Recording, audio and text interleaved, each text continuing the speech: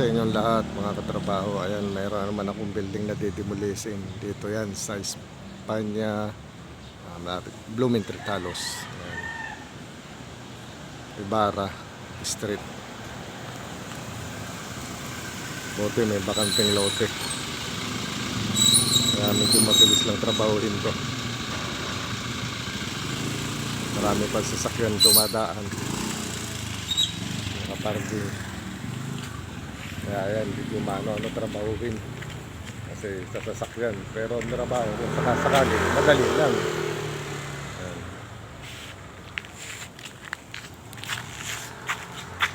Ayan o, mga katrabaho.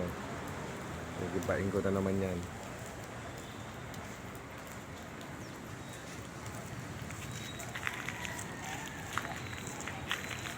Pre, ano nga pangalan mo? Apay.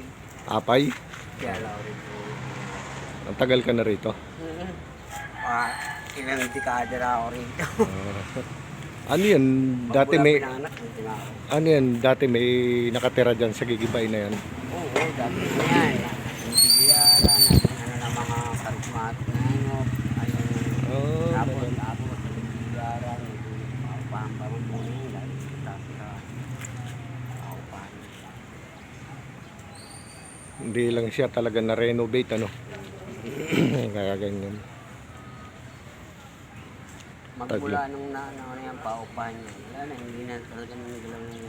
Oh. Hanggang sa sigiyara. Sa tingin mo, mga ilan pala pag itatayo dyan? 5. 5? Ah, mataas-taas din pala. Kumbaga, sakit mo, nalaglag. Ito tatayo na rin. Itong bakante na to? Ah, mahaba pala to eh, hanggang dun eh, ano? Eh, saan labasan nun doon sa kabila? May kalye pa yun doon. Ah, sa Blumentritt. Ah. Kasi Espanya na yun. Akala ko nga kung anong kalye yan eh. Ayun pala malapit eh, Petron eh. Kaya lang nasa kabila eh. Sa trade car. Pwede naman tumawid yan dyan, di ba? Naging ano na nga yan eh. Magmula nung nag-open yung dyan ano. Tago sa loob, tricycle. Ano lang gagawin ko yung PVC? Sukuban ng ano, ng bagay. Tatapos na siya. Ano ka? Gagastaan mo lagi na. Dito yan sa Ibarra Street, Blumentritt.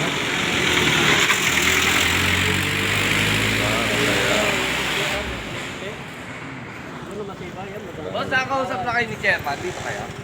Nakausap na kayo? Bali, hindi pa naman kami gumagalaw eh. Mamaya pagdating ni Sir Sandy, papuntahin ko rin. Ha? Huwag mo lang ano ha? Oh, Kasi may reklamo raw pala ka. may nag-complain ka po, baka mamaya gumawa na naman kayo, baka magalit na naman, sa amin na magalit. Okay nga, papuntahin ko na lang dyan si Sir Sandy mamaya. Tayo muna Pagdating. natin si Chairman Tinext ko na nga eh. Tinext ko na. Nervous si eh. Chairman na. Padala na si Sandy. Nandiyan na? Oo, si Sandy. Dito pa lang ano na eh, yung gumanon pa lang. Sinend na ako sa inyo. Oo, sinend na niya sa akin. Sisend ko kasi sa May may nakalo eh. Tatlong polis na pupunta. Ayan, standby muna. Nagreklamo, kaya hinto muna trabaho.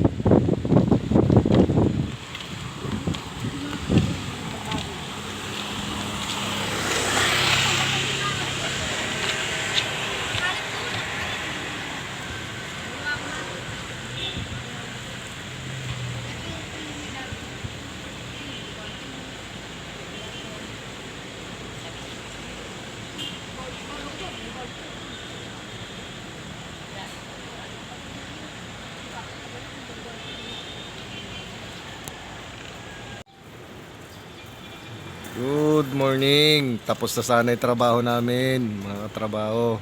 Ang problema, may nagre-reklamo. Kailangan mo lang harapin ang reklamo bago tuloy ang trabaho.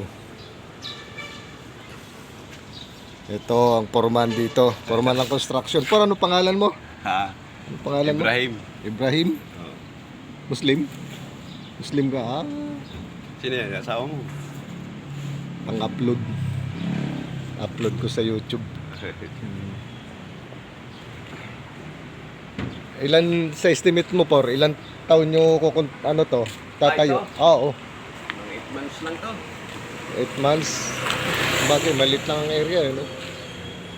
Ilan palapag, Por? 6. 6? 6.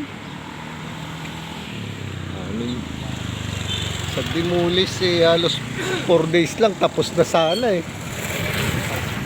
Ang problema naman, yung nagre-reklamo, kailangan siyempre haharapin na nagre-reklamo bago magtrabaho ulit. Kaya ano, talagang kasama sa project yan eh. Yung nagre-reklamo hindi nawawala.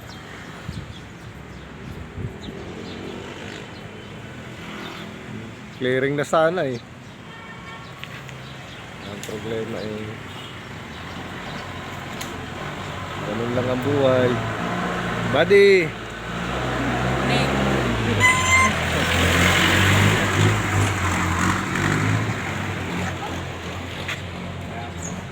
Ayun, school na yun. Ako rin na nag-demolish niyan. Ngayon, 10 palapag na. Nakatayo na siya. May crane pa rin.